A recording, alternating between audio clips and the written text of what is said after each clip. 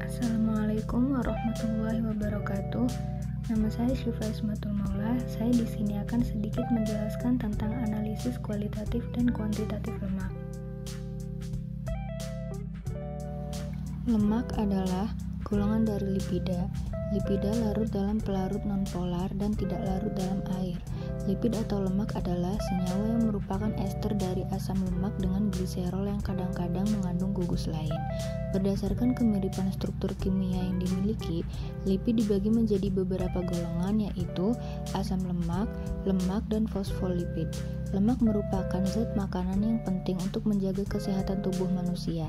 Selain itu, lemak juga merupakan sumber energi yang lebih efektif dibanding dengan karbohidrat dan protein. Uji kualitatif lemak. Penentuan adanya lipida atau lemak dalam satu bahan dapat dilakukan dengan berbagai macam analisa. Salah satunya adalah dengan menggunakan analisa kualitatif untuk menentukan adanya lipida atau tidak, yaitu yang pertama, uji kelarutan lipid. Uji ini terdiri atas analisis kelarutan lipid maupun derivat lipid terhadap berbagai macam pelarut. Dalam uji ini, kelarutan lipid ditentukan oleh sifat kepolaran pelarut. Apabila lipid dilarutkan ke dalam pelarut polar, maka hasilnya lipid tersebut tidak akan larut. Yang kedua, uji akrolin. Menurut Scietage Encyclopedia, uji akrolin digunakan untuk menguji keberadaan gliserin atau lemak. Selanjutnya, yang ketiga adalah uji kejenuhan pada lipid.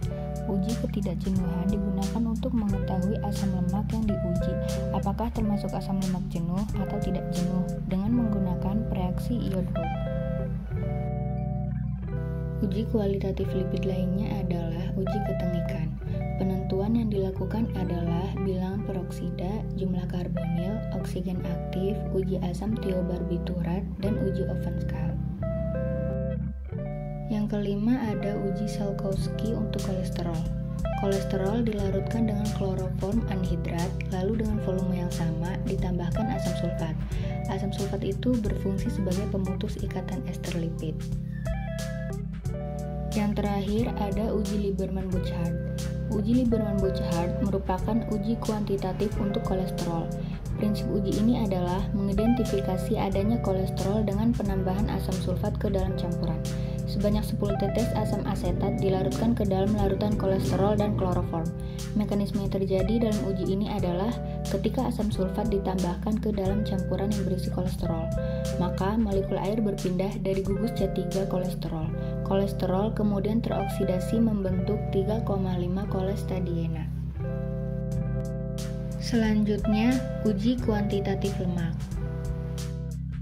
Yang pertama, uji bilangan Research Micelle atau BRM. BRM adalah jumlah 0,1 Newton basa yang diperlukan setiap 5 gram lemak untuk menetralkan asam-asam lemak yang mudah menguap pada destilasi, yaitu asam lemak dengan C6 dan C4. Selanjutnya, yang kedua adalah uji bilangan Polonsky. Bilangan ini menentukan kadar asam lemak yang volatil, tetapi tidak larut dalam air, yaitu asam lemak C8-C14. Bilangan Polonsky adalah jumlah milimeter 0,1 Newton alkali yang diperlukan untuk menetralkan asam lemak C8-C14 yang terdapat dalam 5 gram sampel. Yang ketiga, uji bilangan Kirshner baru. Penentuan BKB digunakan untuk membedakan margarin dan mentega, yaitu untuk mengetahui ada tidaknya pemalsuan. Distilat hasil penentuan BKB ditambah Ag2SO4 dan akan terbentuk gram perak yang larut dalam air, kemudian diasamkan dengan H2SO4 dan distilasi.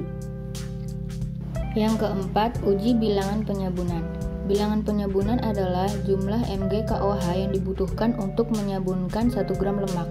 Untuk menetralkan 1 molekul gliserida diperlukan 3 molekul alkali. Larutan alkali yang tertinggal ditentukan dengan titrasi menggunakan HCl sehingga KOH yang bereaksi dapat diketahui.